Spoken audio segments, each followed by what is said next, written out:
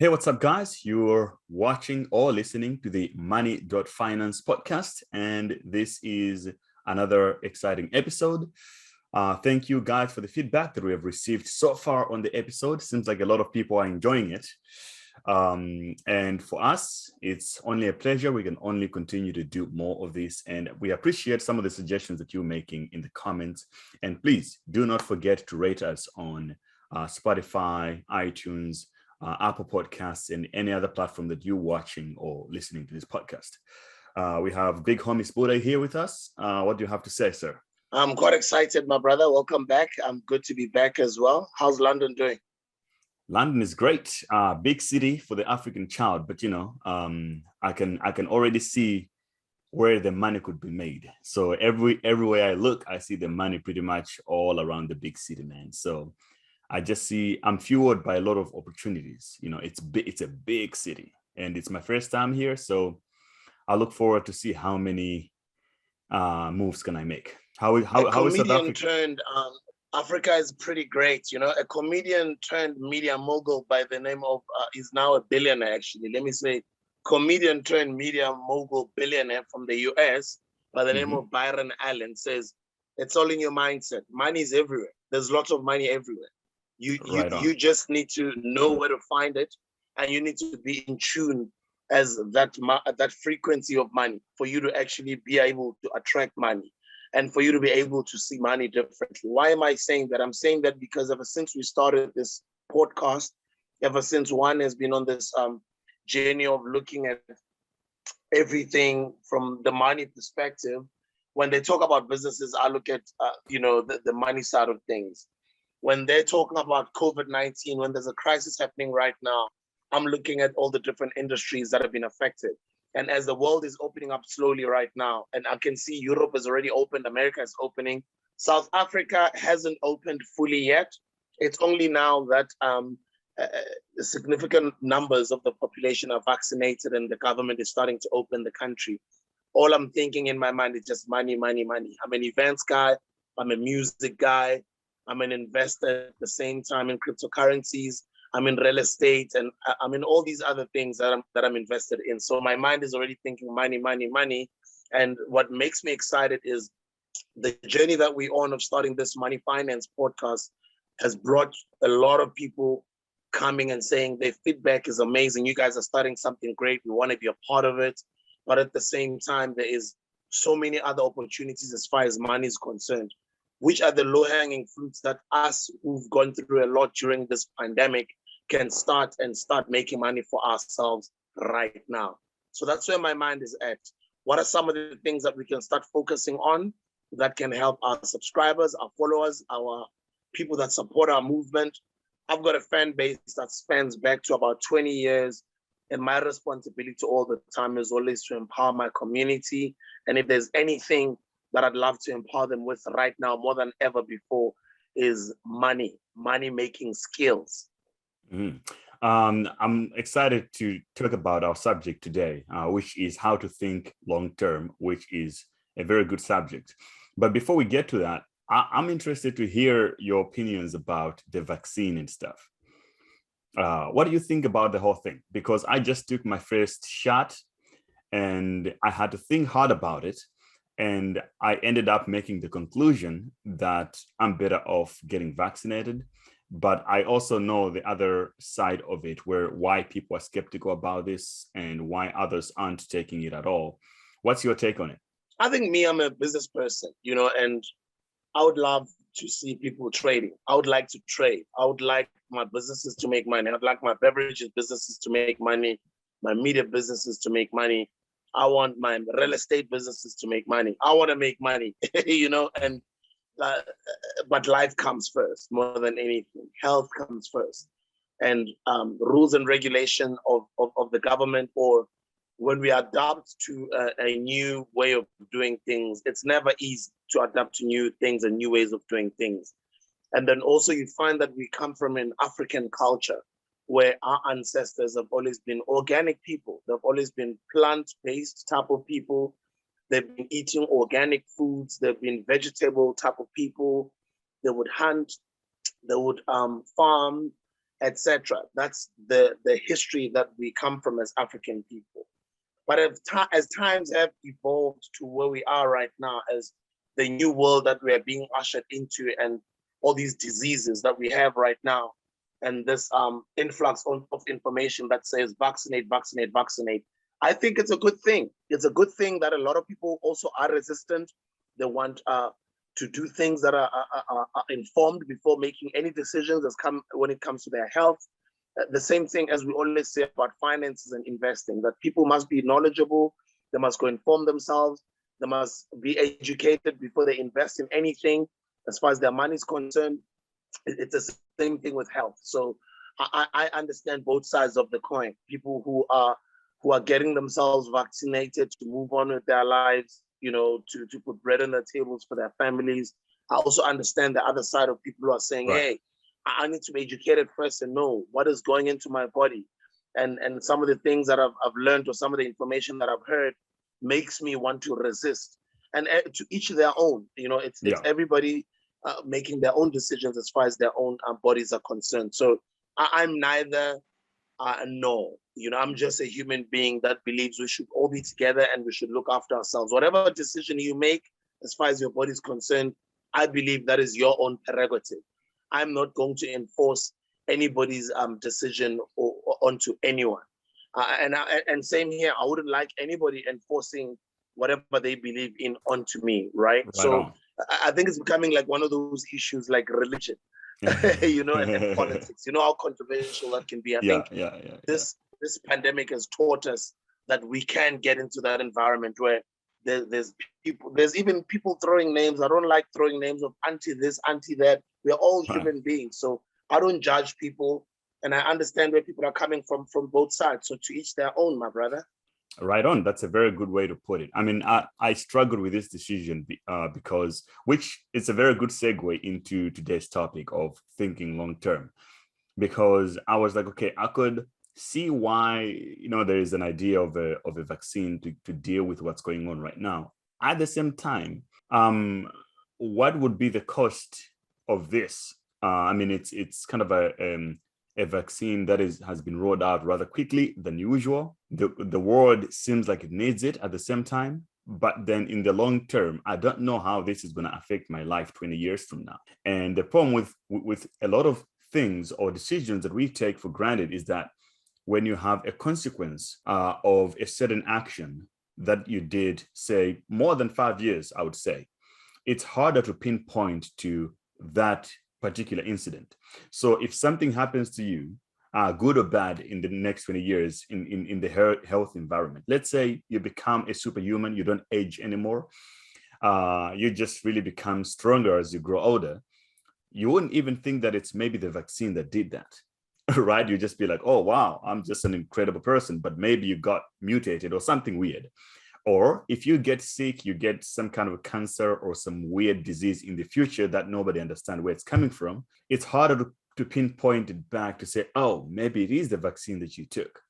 So it's like when it comes to medicine or a lot of things, I think it's really important to put things into context, and health is one of those sensitive subjects of like, okay, I don't really know how this has not been tested for years. So I don't know anyone who has had this vaccine for 10 years to tell that, okay, you will be fine, So I just had to go with the Nash equilibrium. I was like, okay, I think if most people are taking it, maybe there's a high upside of me just taking the vaccine. It's almost like when you're a cow, a bunch of cows are being chased by one lion. They could actually kill the one lion, but then one of them have to stop and start fighting back to the lion. And so the only one cow that stops first and start fighting back against the lion could end up becoming the only cow that got killed, because the other ones now joined in later to fight. But it's like, okay, so who is going to take the first hit? And everybody just run, then it becomes kind of an equal. Then it just becomes equal. If we all run and one of us gets eaten, well, we cannot point fingers because we're all running, right? So that's how I made my decision.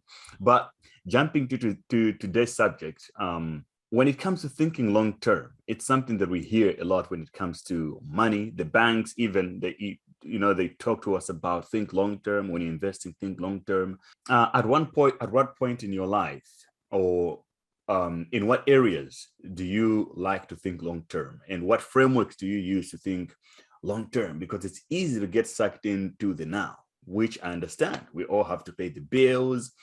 We go grind, we go to work sometimes just so that we can really enjoy our weekends. But at what point do you have to factor this whole long-term thinking? It's a very good question. I mean, it's not an easy thing as well when you're young. A lot of young people want things now, and a lot of the young people have not lived long enough to even learn or exercise patience. And it's understandable. They're young people, right? And then other people get older, and the older you become, the more you learn patience, the more you actually even start thinking long term, the more you start seeing the importance of thinking long term. It's either because of the life you've lived before, you probably did not make the right decisions earlier, and now you're getting older, and maybe you can compare with some of your other peers who are pretty much almost the same age group as you. You probably look at their lives, what they've achieved, what they've done with their lives, the decisions that they've taken earlier on. Maybe some of them you even know them closer.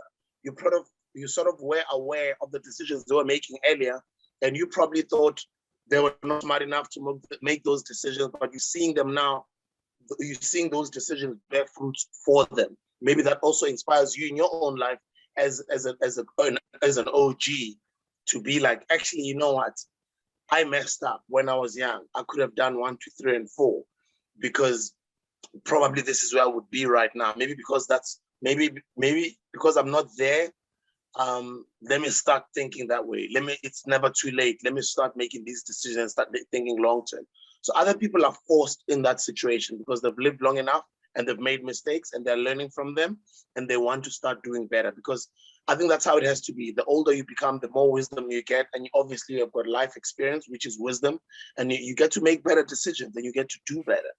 For me, thinking long term has always been in my mind, but it has never been in my mind like when my daughter was born. When my daughter was born, I started thinking long term. I started thinking, geez, I can imagine education in 18 years from today when she turns 18, how much universities are going to be. I can imagine the future of this child. Are they going to get a good support structure and background? We all know that money plays an important part and an important role as far as that's concerned. But for me, it was just over and above just the money. The birth of my daughter just grew me as a man. I started wanting to become a family man. Obviously, when you become a family man, it means you are thinking long term, because you're head of the home, you're a leader, people depend on you, people rely on you. And obviously, you financially also you have to make decisions with your wife as a team to secure the future of the family.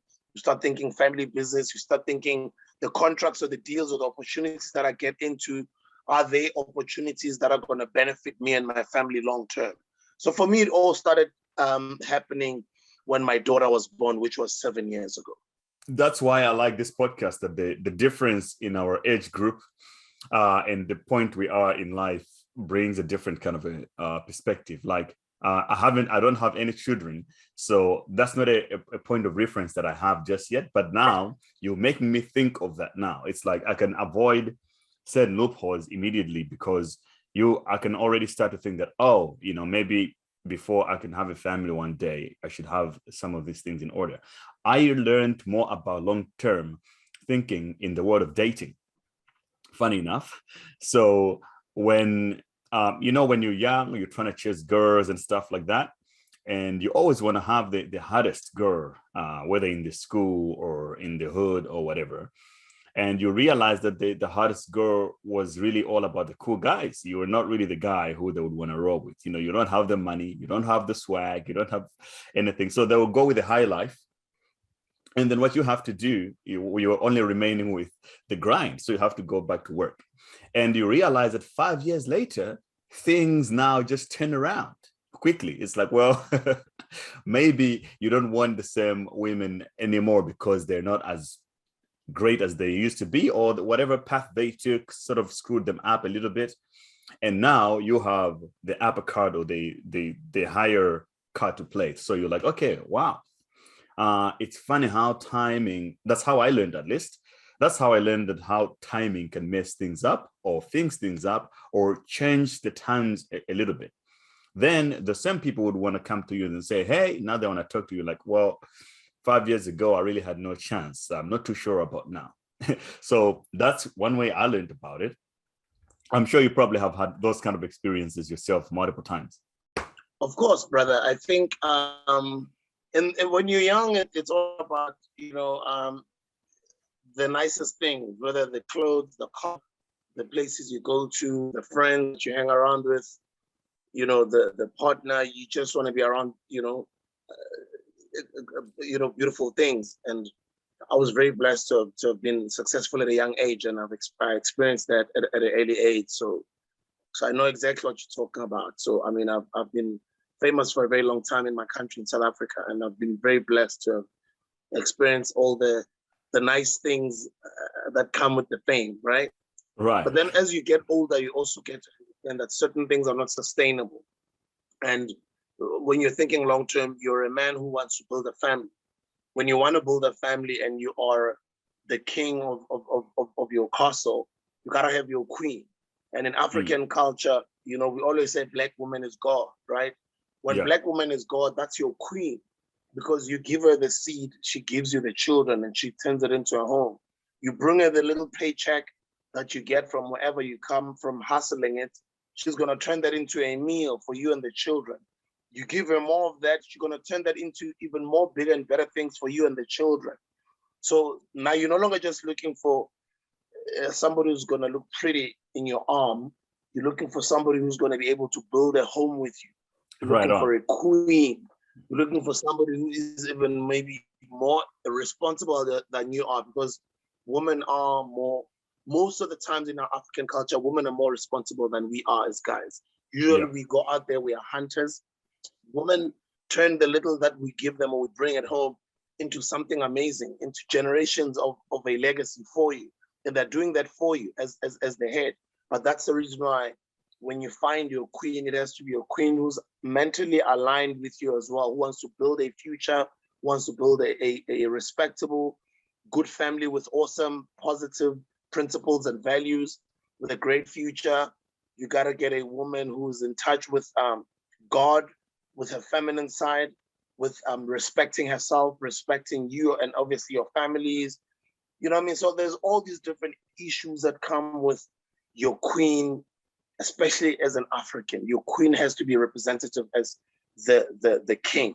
Other kings, it depends on what they do with their lives. But there's others like us who are driven, who just want more and more, who want to build a family, want to build a family dynasty, a legacy, who are chasing wealth. You want your equal, right? If not better. And I'd like to say, over the years, I've been through that journey. And I've really been blessed to be in an environment where my significant other, I believe, is more intelligent than I am. Is God-fearing. She teaches me things every day. She is, she's a leader in her own right, in her own, industry, or what she does. She's good at what she does. She's at the top of what she does. But also when we come together, then we are able to become that amazing powerhouse that God has destined man and woman to be. Isn't it that God says, he who finds a wife finds a beautiful thing, right? And basically, as you get older, you'll see that it's not about the woman of the streets who's the most hottest, or who posts, the most hottest pictures on Instagram.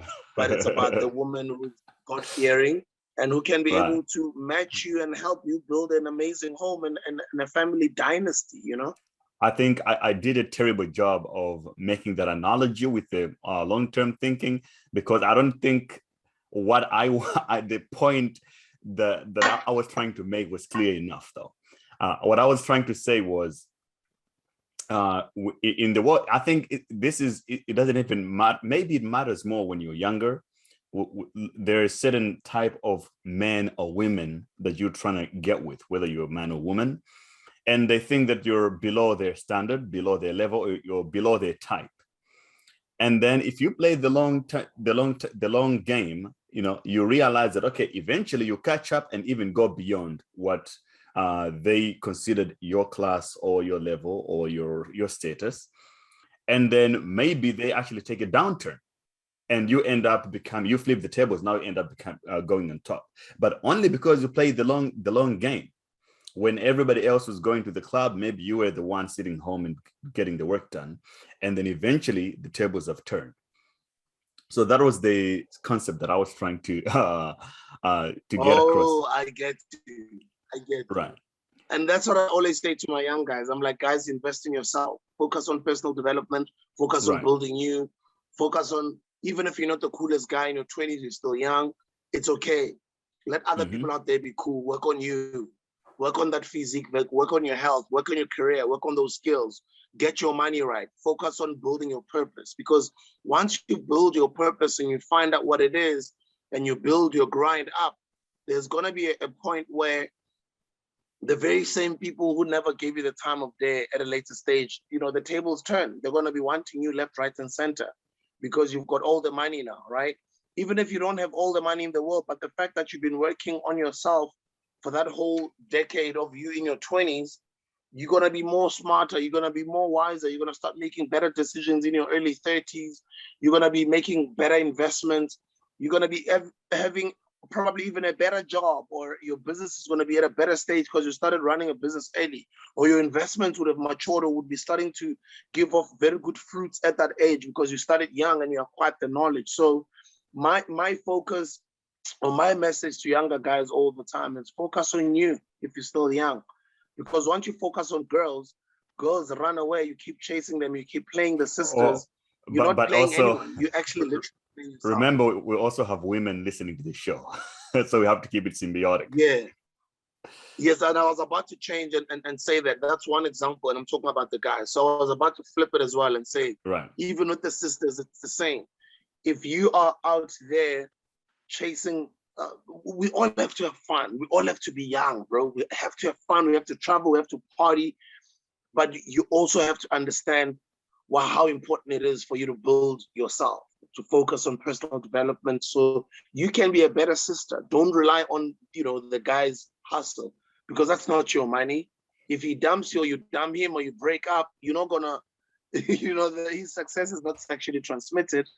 But if you make wise decisions, when you are blessed enough to even date people who teach you things, or who make you travel places that you've never been to, or who expose you to the type of hustles that they're in, whether it's running whatever business, whatever industry, or whether they're investing, whatever they're in. If you're blessed enough to date somebody who's getting money, don't just be excited about swiping the card away. Be the sister who wants to know, how is he making his money? right.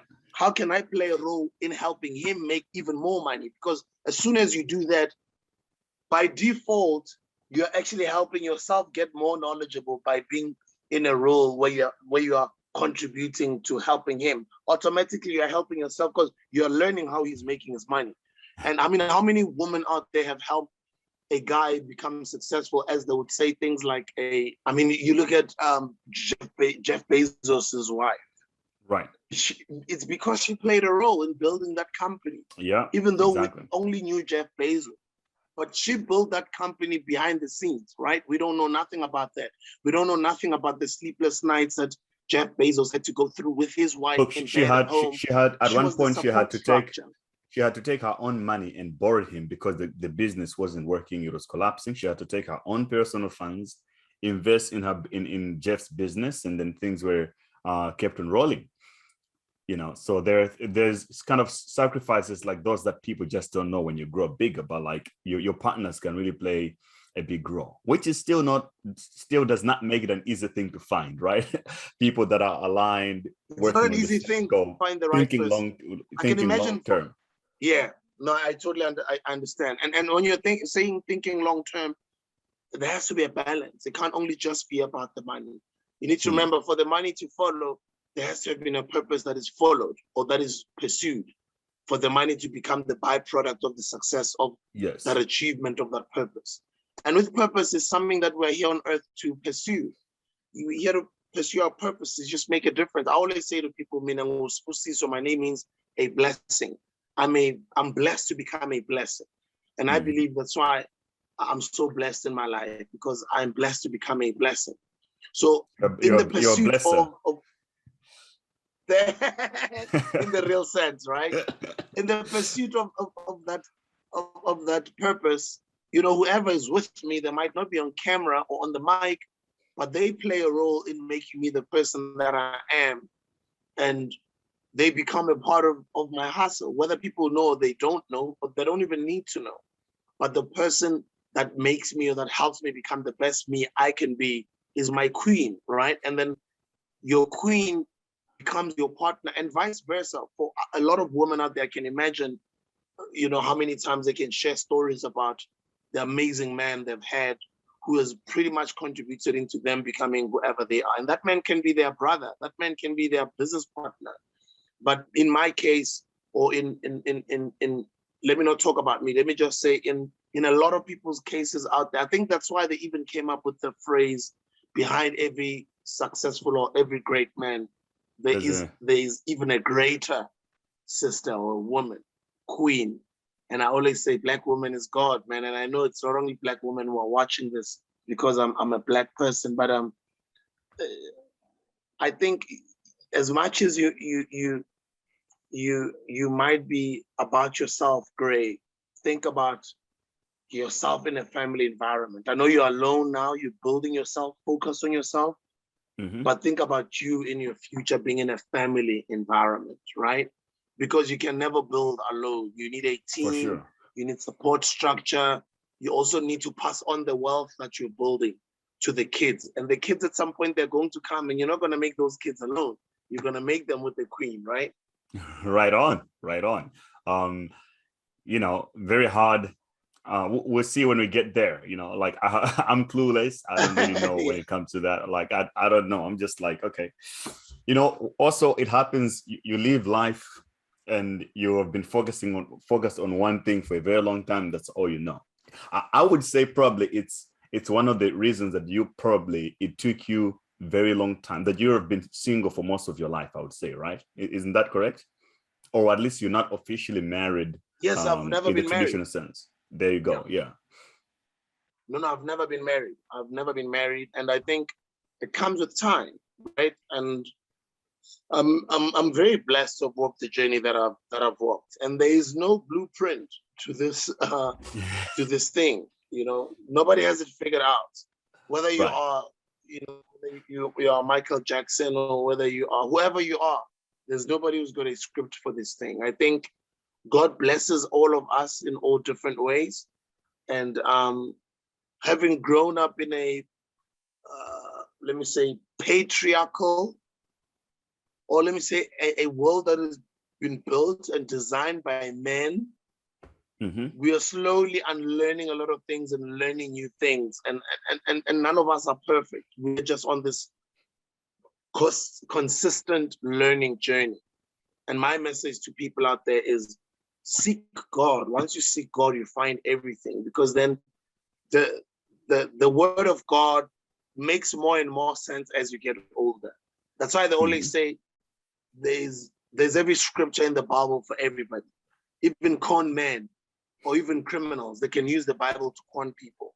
Right. But Bible makes more and more sense as you get older. And to each their own, you must take your time, build yourself, but pursue your purpose. But there is going to be a time when God is going to bless you even abundantly, because as soon as you find that right queen, bro, everything changes, man, because she multiplies everything you have. That's why they call it a what in the Bible? They call it a, geez, man, for the lack of a better word, I'll just say it's a blessing, but it's a beautiful thing, my brother. And nobody's perfect in it. It can happen for you when you're in your 20s, can happen in your 30s. Other people, it happens when they're 60 years old. You can never judge people according to how other people have lived their lives, or according to how you understand it to be. You know what I mean? Right. I mean, the way I'm set to live right now is that, the way I've always lived is that this is my life. There's no script, there's no answers, there's no blueprint, maybe, right? Unless for something specific that I'm looking for. And I came to this world without knowing any single thing. And I'm learning everything as I go every day as a completely new person. So I think that gives me a little bit of room to think freely about things and create my own philosophy and judgment about what I think things are. So like you said, that there's really no blueprint.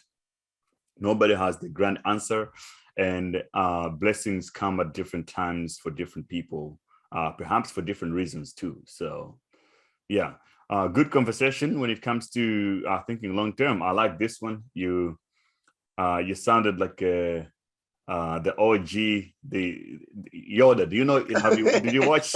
Did you watch Star Wars at all? Have you been into that stuff? Yeah, I've watched Star Wars, but Jesus, it's a little while ago. I've just recently watched the Black Godfather, Clarence Avant. I don't know if you've watched that documentary on Netflix. Clarence Avant was the Black Godfather, and for me, I mean, I even watched. I don't know if you watched the Quincy Jones documentary as well. When I watch such OGs, you learn so much about life, and especially people that we can relate to. I mean, Quincy was a musician. I can relate to him because I'm a musician, and that's where my career started. The Black Godfather is the same thing. Somebody within the entertainment industry, the celebrity space, the music space. But now these people are old. They're in their like 60s, 70s, 80s. And I can always, relate to their stories, and stories like that inspire me because these people have grown to become the people that they are today. But the stories that they share, it's like no other. And even just our own grandmothers, my own OGs, and my own mothers, and my own second or third mothers, and my own spiritual mothers.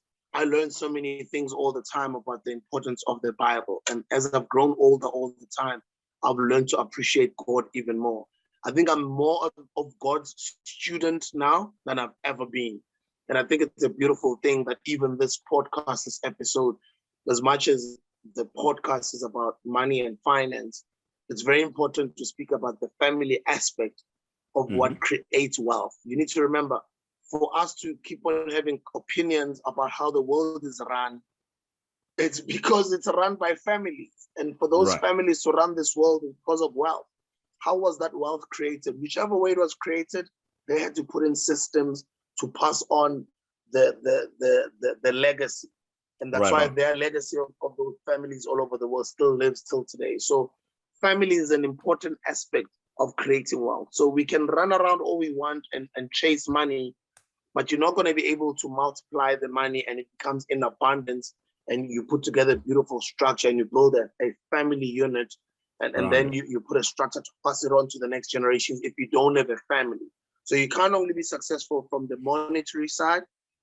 Your life has to have a balance, the spiritual side, the family, the finances, the personal health, etc., etc., etc. But family is the most important thing. And thank you very much for focusing on long-term, but the conversations ended up becoming more about our type of partners when we're thinking long-term. It's going to be the same when we get to a conversation of the type of other things when we're thinking long-term. For now, there's the type of partners when we're thinking long-term. And as they say, family is everything, bro. It's all about family at the end of the day, right? Family comes first, right? Okay, cool. Thank you so much, guys, for watching and listening, and we'll see you guys on the next episode. Remember to leave comments and subscribe, and leave us reviews on all the streaming platforms that you're enjoying the Money.Finance podcast. We have a lot of things, a lot of good things coming out for you to make sure that we give you even more value other than just the conversations, but other things that can also help you to bring some more value to your life. So thank you for watching, and see you on the next episode.